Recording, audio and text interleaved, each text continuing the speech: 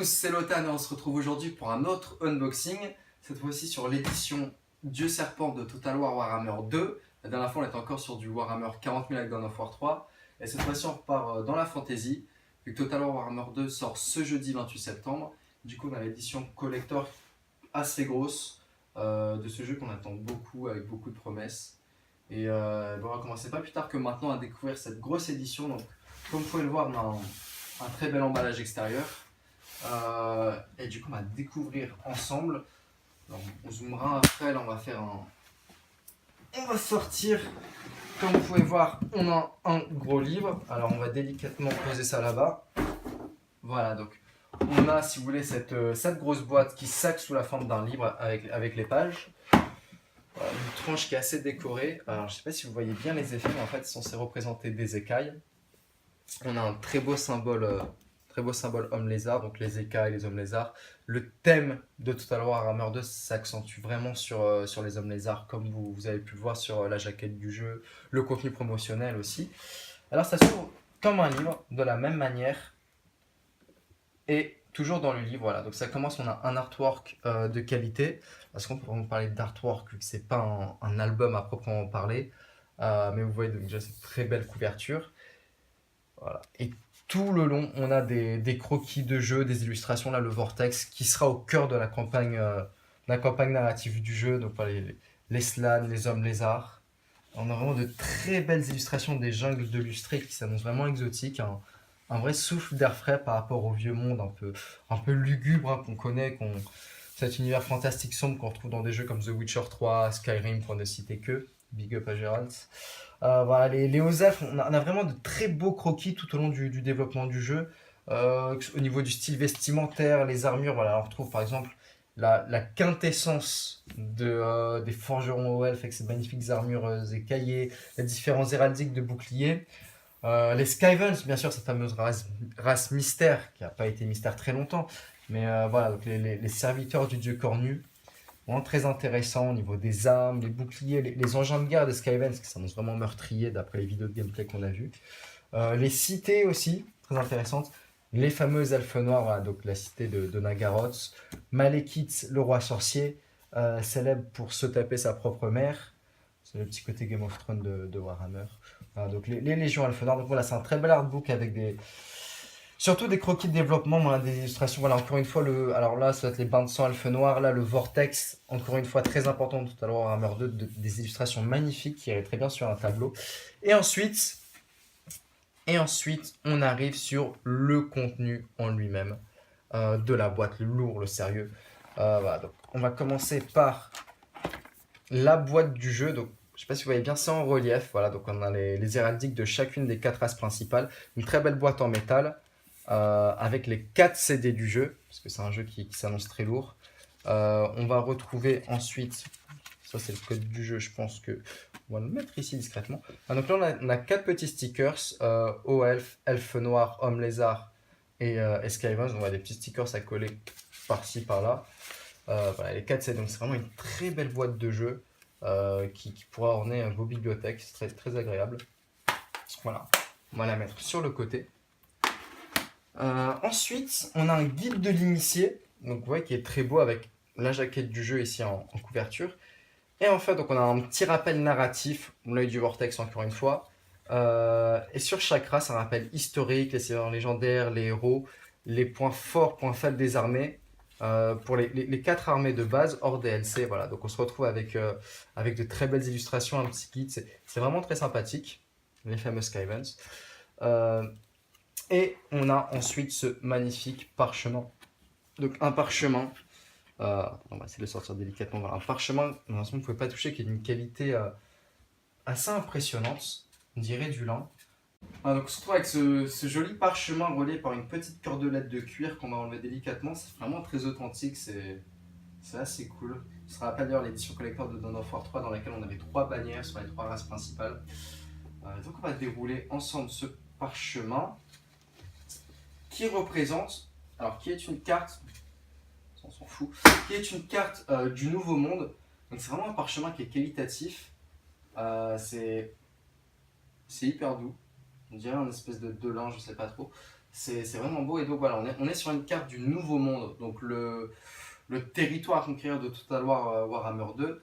Je rappelle d'ailleurs pour les quelques rares qui seraient pas au courant, quelques semaines après le lancement du jeu, on aura une grosse mise à jour qui regroupera la map de Total War Warhammer et de Total War Warhammer 2, donc le vieux monde, le nouveau monde, sur une gigantesque carte de campagne avec, je crois, 250 settlements à capturer, 25 points de départ pour les seigneurs légendaires, ça va être quelque chose de très gros. Donc là, en tout cas, on a le nouveau monde, voilà, donc avec les trois continents principaux. Est-ce que c'est la carte définitive du jeu où on aura de nouvelles terres avec les DLC? Il y a des rumeurs sur les rois des tombes. Alors géographiquement, les rois des tombes sont plutôt à l'opposé dans le vieux monde. Mais c'est pas impossible en tout cas qu'on retrouve d'autres locations. En tout cas, c'est une carte détaillée avec, on voit vraiment les provinces en Lustrie, Nagaroth, Ultuan, dans les terres du sud aussi. C'est vraiment très beau. C'est un très bel objet. Alors juste j'avoue que je suis un petit peu perplexe.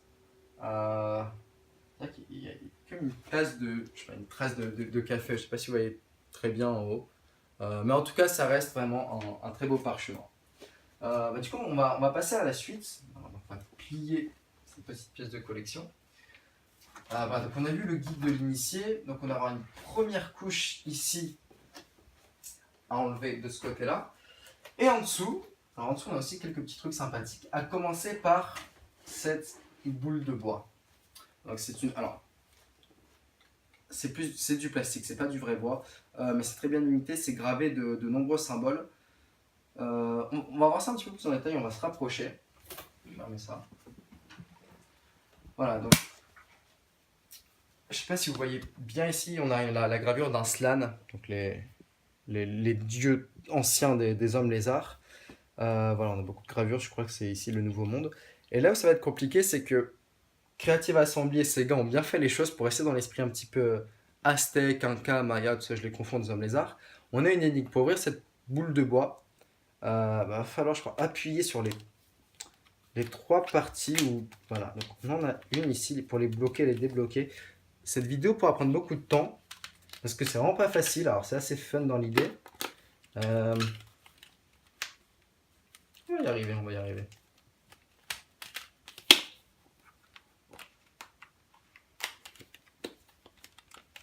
Ok, alors j'ai réussi. Voilà, j'ai réussi à en mettre un. Vous pouvez constater, il en reste plus que deux. Ça ressemble à des morceaux de poulet, ça c'est perturbant. J'arrive à en mettre un et pas deux. Ah, j'ai réussi à enlever le troisième, génial.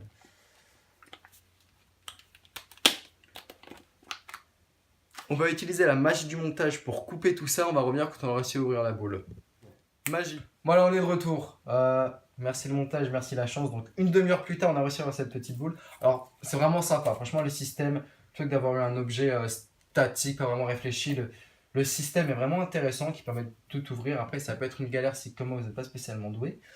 Et puisque tout travail mérite sa récompense, une fois qu'on a ouvert ce petit artefact mystique des hommes lézards, on se retrouve avec une jolie petite pochette en tissu qui contient des objets collector forcément.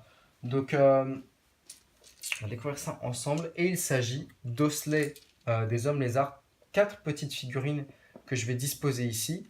Donc voilà, donc ça, on va les voir en face. Je vais disposer ça comme ça, parce qu'elles sont vraiment très belles, très, très ouvragées. Voilà, vous pouvez avoir un meilleur aperçu. Je vais essayer de zoomer dessus. Donc on a ces 4 figurines juste ici, qui sont faites donc en plastique, mais la texture est vraiment très bien faite. Donc voilà, celui tout à droite qui fait un petit peu penser aux Eldar de Warhammer 40 000, mais c'est vraiment de très très très très beaux objets qui servent probablement à des rituels pour faire tomber la mort sur vos ennemis. Donc voilà, de très belles pièces de collection. Voilà, on va passer à la suite. Et donc on va découvrir le reste du contenu, à commencer par le collier de la lame des Saurus, donc, que je vais vous montrer un petit peu ici. Donc c'est une lame tout simplement des guerriers hommes lézards qui s'ouvre et on a une clé USB. Donc c'est un collier qui est relativement stylé, avec une clé USB dedans, c'est cool. Le petit point faible, c'est qu'il n'y a que 4 Go. 4 Go, c'est pas grand chose, mais c'est toujours sympa pour transporter vos documents. Donc ça se passe autour du cou avec encore une fois une petite cordelette en cuir. Donc vous voyez, franchement, c'est assez cool. Voilà, donc un très bel objet qui est fait, je pense, en bronze ou en étain. Donc c'est vraiment sympathique, c'est un petit objet assez cool. Donc voilà, pour le collier, on a également une petite base en bois. Enfin, en bois, ça a l'air assez lourd, donc plutôt plastique, PVC. Euh, Arrondi, il y a un mot précis dans le français, ce que j'ai oublié. Et bien bon, c'est pour poser cette fameuse boule qu'on a tant galéré à ouvrir. Mais voilà, donc on a des petites gravures, encore une fois, des hommes lézards pour le style. Donc ça permettra de poser la petite boule sur votre bureau, c'est toujours classe. Et enfin, pour finir, euh, on a une cordelette en cuir. Pourquoi me direz-vous? C'est tout simplement pour les petits totems en os qu'on a eu dans, encore une fois, cette boule infernale. Vous avez les petits trous et vous pouvez vous faire un collier totémique pour invoquer la puissance d'Eslan à vos côtés dans la vie de tous les jours. Ou pour le style, tout simplement, vu que les femmes craquent pour les hommes lézards, c'est bien connu, ou les hommes d'ailleurs, ou les enfants. C'est pas très légal, mais bon, on aime ce qu'on aime.